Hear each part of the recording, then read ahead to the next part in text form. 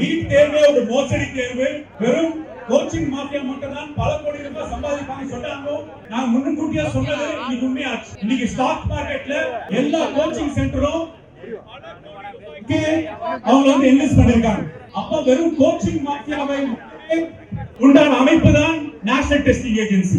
Coaching center நடத்துறவர்களுக்கும் corporate coaching center நடத்துறவர்களுக்கும் national testing ஏஜென்சிஸ்க்கும் உள்ள நல்ல உறவுனால் தான் இன்னைக்கு தமிழ்நாட்டு மட்டுமல்ல இந்தியாவில் இருக்கிற அனைத்து மாணவர்களும் பாதிக்கப்பட்டுள்ளாங்க. இவ்வளவு பேசுறாங்க. நேற்று நம் தமிழ்நாட்டு முதல்வர் மாநில கல்விக் கொள்கையை வந்து அரசின் சார்பாக வெளியிட்டார். அந்த மாநில கல்விக் கொள்கையில தமிழ்நாடு அரசு திராவிட மாடல் அரசு தெளிவா என்ன சொல்லுதுன்னா, எல்லா கோச்சிங் வகுப்பறைகளும் தனியார் கோச்சிங் வகுப்பறைகளை வந்து மூட வேண்டும் என்று தைரியமாக பரிந்துரை பண்ணது தமிழ்நாடு அரசு. இத சொல்லறதுக்கு நேஷனல் டெஸ்டிங் ஏஜென்சிஸ்க்கு தைரியம் இருக்கா?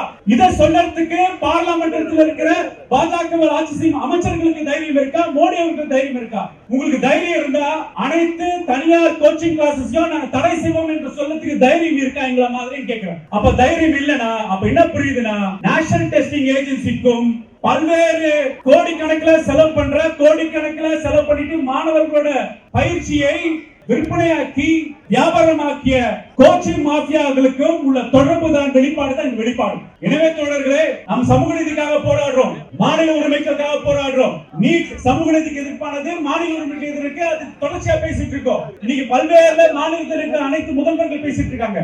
ஏன் பாஜக கூட்டணியில் இருக்கிற மகாராஷ்டிரால இருக்கிற கட்சி சொல்லுது, பிஆர்ல தீர்மானம் போட்டிருக்காங்க, டிபேட் ராகுல் காந்தி கேட்டிருக்காரு.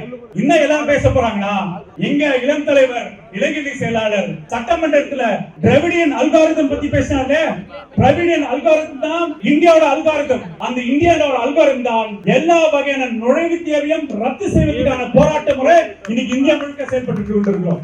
அதற்காக தான், அதன் தொடக்க பள்ளிக்காக தான் இன்று போராட்ட காலத்தில் மாநில உரிமைகளை பாதுகாக்க நீட் விலக்கை பெற ஜனாதிபதி ஒப்புதல் பெற இன்னைக்கு களமமைக்கிறது மாணவர் அணி. அந்த மாணவர் அணியின் தோளோடு தோளாக மருத்துவ அணி என்றும் செயல்படும் சொல்லி விடைபெறுகிறேன். நன்றி, வணக்கம்.